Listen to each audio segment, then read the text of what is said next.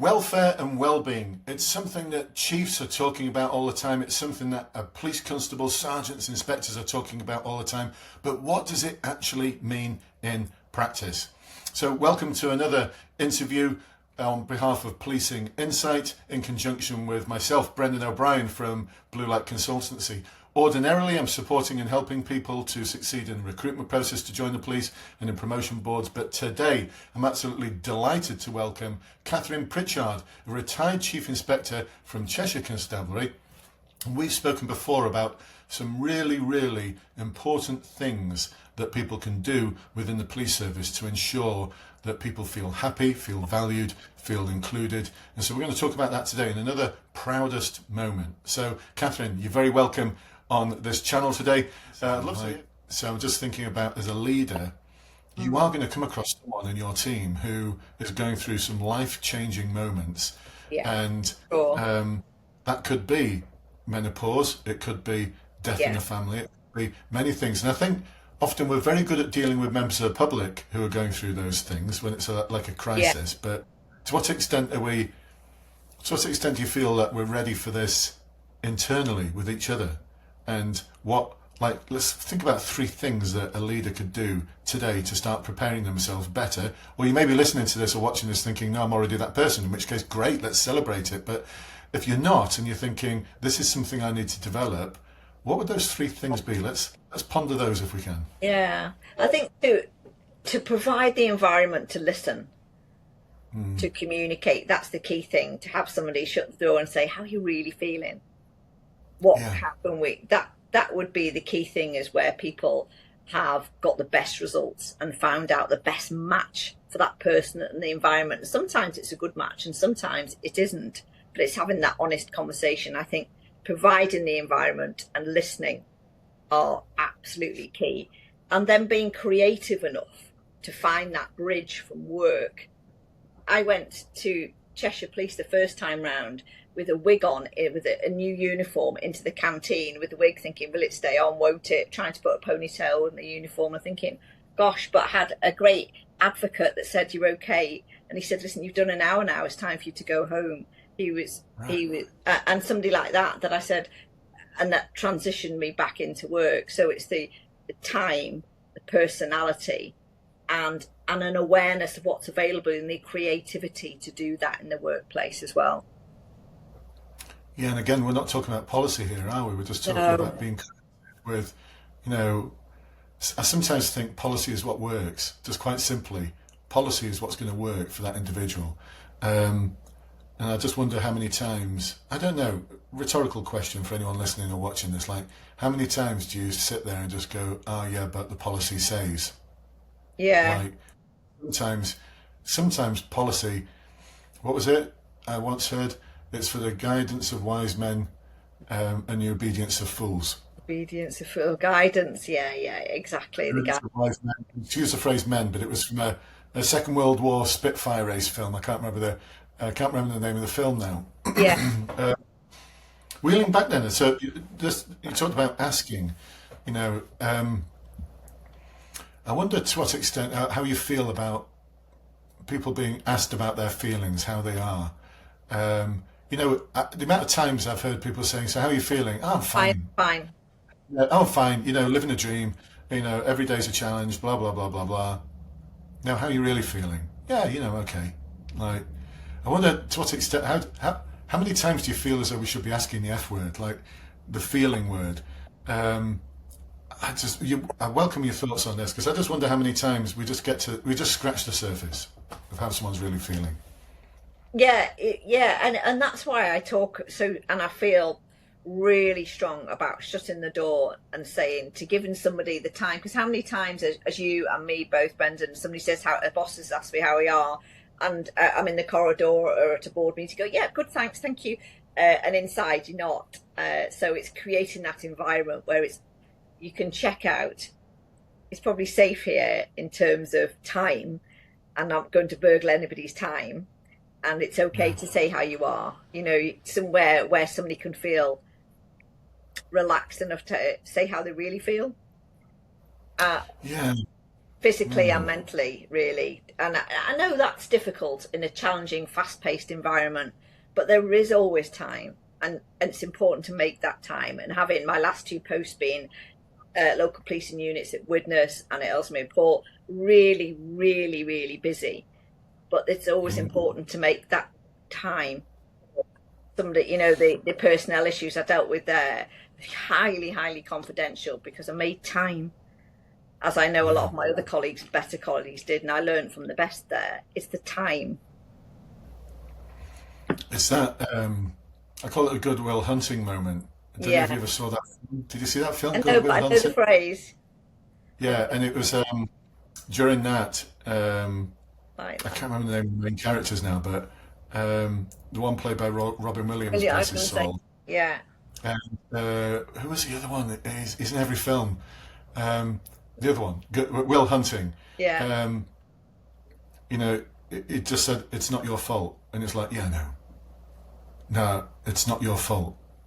Sorry, spoiler alert for anyone here. Spoiler alert in the film, but it's not your fault. Yeah, no, it's not your fault. And I think he said something like, it's not your fault about 5 or 6 times before Matt Damon, that was it, Matt Damon. Matt Damon playing the character of Will Hunting just broke down. It's like just completely broke down. And it took about 5 or 6 times for him to say, it's not your fault. And I just wonder, do we have that same level of persistence without it seeming persistent to be able to check in with people and imagine ways to find out, look, how are you really feeling? Like that thing you dealt with yesterday, or I know you're going through in this your life and you dealt with X, or no, you just seem to me a little bit not quite there. How are you feeling? I'm fine. No, how are you really feeling? It's just like, I don't know. I wonder whether we just stop at the first one. I know. Stop. And on that point, I retired at the end of my second diagnosis, and personnel and HR who just started asked me when I was emptying my things out of the dark locker room, and those horrible black bin bags coming off the shelf. It was there, just left, and I still had a bald head and all these bags around me, and she didn't know me, and she could have been my daughter, and she just went, are you okay with this, or do you want me to do it? And I thought that really made a difference, because it shows the culture of that environment. She didn't have to say that. She could have said, I'll wait for you outside, but she cared enough to say, I can do this, Catherine. She was intimating that it looked difficult, and it was. But she cared enough to ask, and that's the true nature of an organisation, where you get people that have just started that don't know me, but recognised the motive transactional. It wasn't just a transactional thing I was doing. It was a big deal for me, and she recognised it. Yeah, it's probably something that individual remembers as well, and maybe one of their proud moments. So I'm just thinking here again, and this is a theme of these interviews, for us to be thinking about what we're proud of, and to what extent are we asking those questions? Like, we've got our performance regime, we've got targets to hit, and I'm sure individuals, leaders often ask questions about, and rightly so, burglaries, arrests, these things are important. I don't want to detract from that, but to what extent are they asking questions, their teams, to say, tell me a story about something you're proud of that you've done to help one of your team who's vulnerable for some reason? Yeah. How many times does that question get asked? I know. Yeah. It's rhetorical, really. I'm not expecting you to have the answer, Catherine, but I know you do work with a lot of leaders, and I wonder to what extent is that just asking those questions, those types of questions, because if that question is not being asked, why not?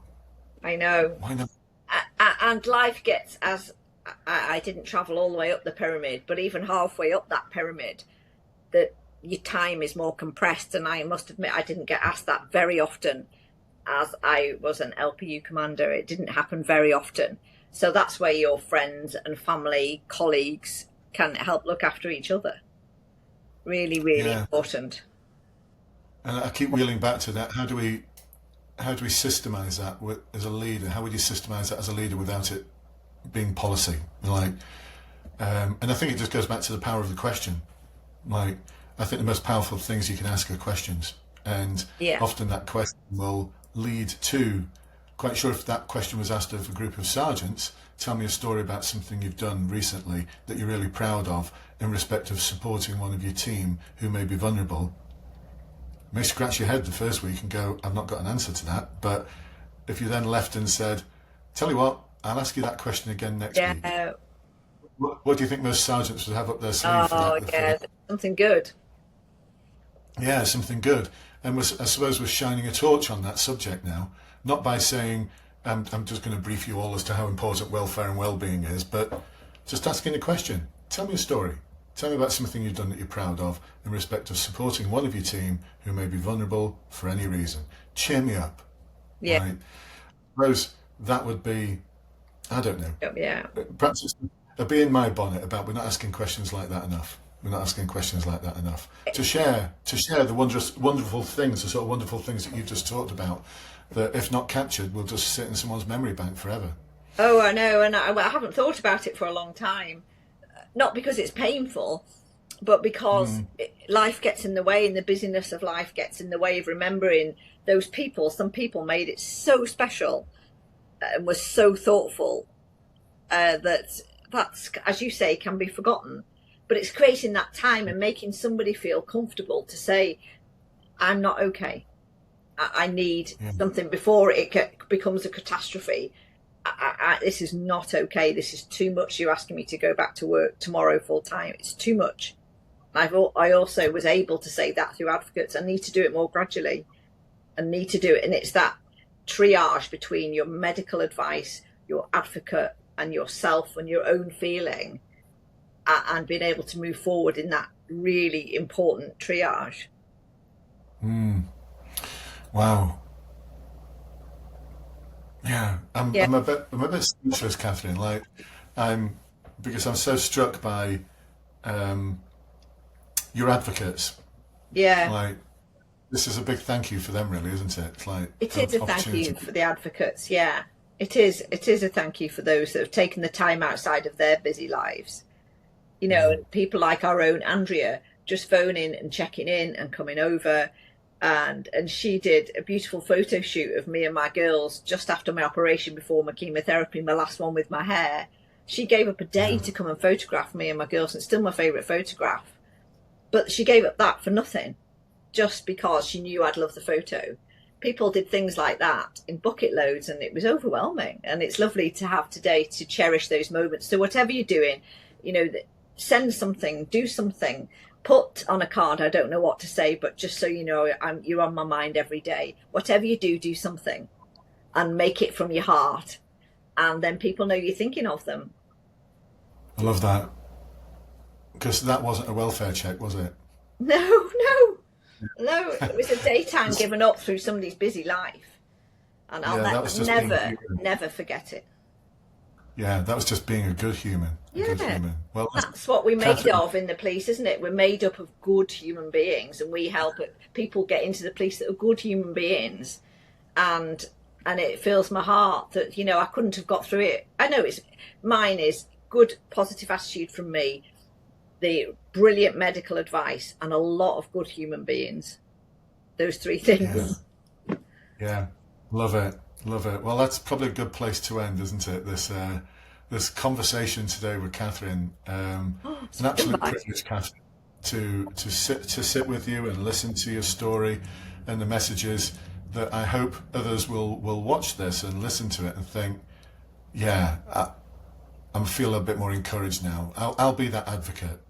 I'll be that advocate. I want them to be. Yeah, amazing. Well, listen, Catherine, thank you again so much for joining us today. For those of you who are at the end of this conversation thinking, I've got something I'd love to share that I'm proud of, then do reach out, get in touch. We'd love to have that conversation with you.